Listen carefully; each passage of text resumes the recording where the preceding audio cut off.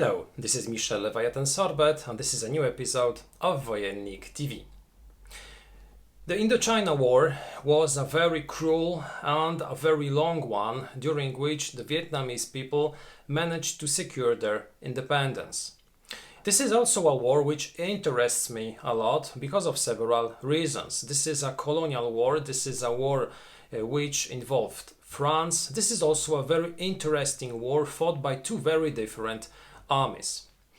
This is a subject which was rarely taken as a subject for wargame designing, and this is also one of the reasons why this interests me a lot. This is also one of the reasons why I always take a closer look at games covering this war. We do not have a lot of games covering this war because we have, for instance, Dien Bien Phu, The Final Gamble by Kim Kanger, Tonkin, which is a previous design by the same designer, and maybe also some other games concentrating primarily on the Battle of Dien Bien Phu. But if we compare this conflict to other conflicts, to World War II, to World War I, to the Napoleonic Wars, we can see that the number of games covering this subject is really very low.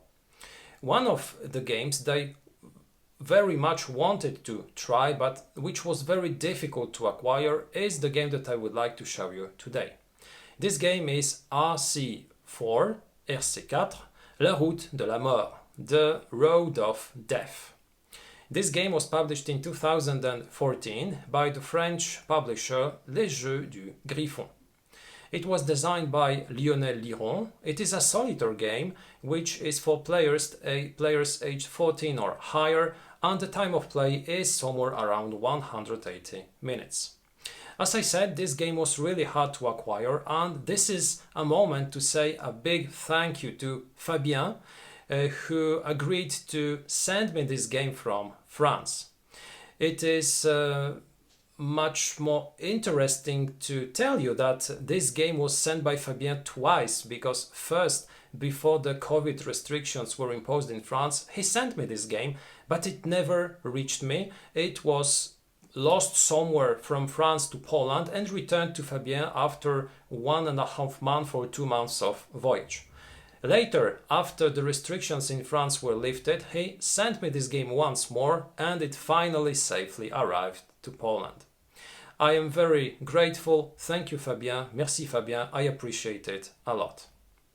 Today I would like to show you the content of this game, which will enable us to recreate the battle fought in September-October 1950 by the French forces trying to evacuate the northern part of Indochina from the region of Cao Bằng near the Chinese frontier, and the Việt Minh forces trying to ambush the French columns and decimate the French troops.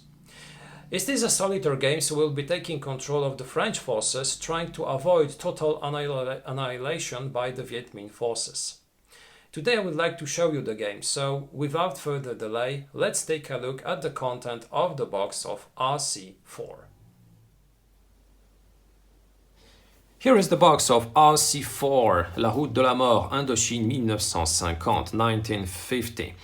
As you can see, the box is quite intriguing and it is quite unique, because if you look at it, you might say that this is a homemade version of this game, but don't be fooled. This is how the game was published by Les Jeux du Griffon, so this is really an old school design, really similar to some homemade versions of some other games.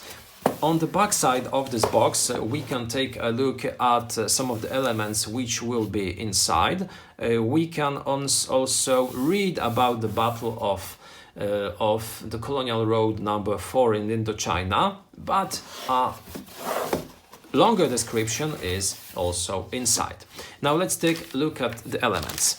Here is a small info that a leaflet that I have left in the box. It is a word written by Fabien, who has sent me this game from France. Once more, merci beaucoup Fabien de m'avoir envoyé ce jeu. Thank you a lot, Fabien, for sending me this game. I searched for it for a long time. This is quite a rare game and I'm really pleased, I'm really glad that I at last have the opportunity to try it. Now we get counters, both for the French side and for the Việt Minh. Let's take a brief look at some of them. So I'll just take some Vietnamese counters right now. As you can see, those counters are quite sturdy, and with also some old school graphics on them representing Viet Minh troops, partisans or ambushes. As you can see, the info which are presented on those counters not very clear, because we get the name of such a unit, then some stats, but they are written with a font not very clear, and from a long distance it will be very difficult to see what is on such a counter. Then we get also some over units. As you can see, we have a lot of them, both when it comes for the Vietnamese as for the French. Let's now also take a brief look at the French counters, some of them. Here you'll find both troops, officers, outposts. As you can see, this is an outpost counter with some troops. Here is an evacuation troop. Here is also an officer. This is Le Page.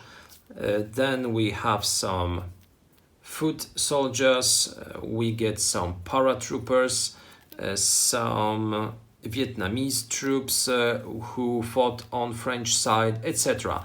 Those counters sometimes are double-sided because, as you can see, for instance, our post can be evacuated and its troops are then deployed. So quite a lot of counters, but again the information written on them, apart from the name of the unit, is not very clear because of the color of the font chosen. Here it's green or something like that, so the same color that the background on the counter. If those info were black, that would be much more easy to see what is on each counter. We get one player aid describing how victory points are calculated, how stacking rules are applied, what type of actions the Viet Minh can do during the game, what is the influence of terrain on combat, then what are also the French leader mechanics, and what are the possible French actions. This is a nice addition because we also receive a brief example of how to start playing, how a game can look like. We get the information on how to set the game, then how the first turn can look like, as you can see, with also a depiction of the whole playing area. This is always a nice addition for each and every game because it enables to understand and how to learn the game much more easy. The rules, as you can see, the rules are prepared in color with a huge logo of Les Jeux du Griffon at the end. We have information about some special cases, about combat, about infiltration, about how to play, so what is the sequence of play, how to set up the game, what are the basic concepts, and at the beginning, this is what I have said earlier, that we'll find in the box. This is also a historical depiction of the Battle of Route Coloniale numéro 4.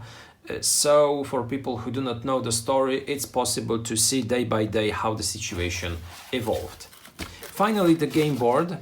It is composed of two pieces, the southern and the northern one. This is the northern one with Cao Bằng, one of the outposts closest to the Chinese border at the time.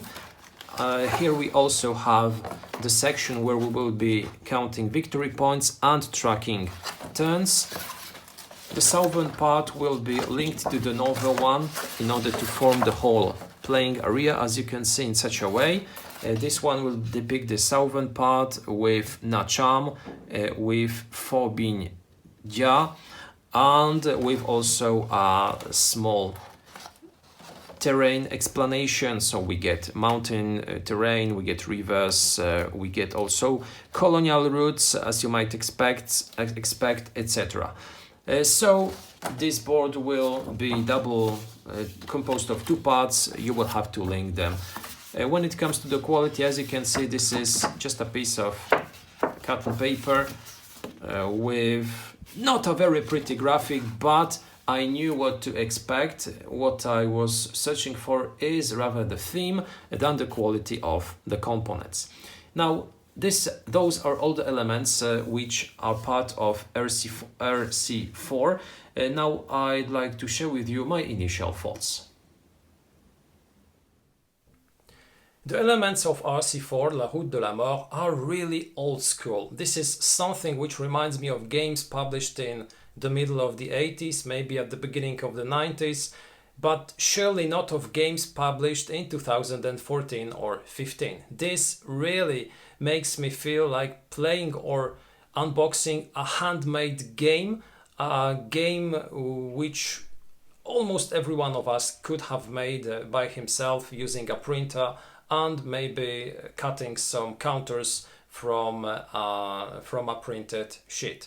So the quality of the components is really low and it deserves to be mentioned. But I never judge games based only on how they look. I judge games always based on how they play. And I'm really eager to try this game a try because this is the only one that I know that covers this very interesting battle. So this is the reason why I really wanted to have this game, even though I knew how it looked.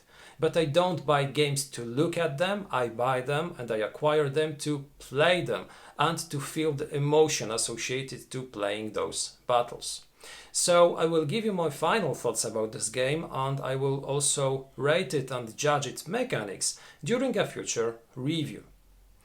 Up until then, I invite you to take a look at our other videos. We have some English unboxings and several reviews. I invite you also to take a look at our Facebook or Instagram accounts. Have a terrific day and see you next time.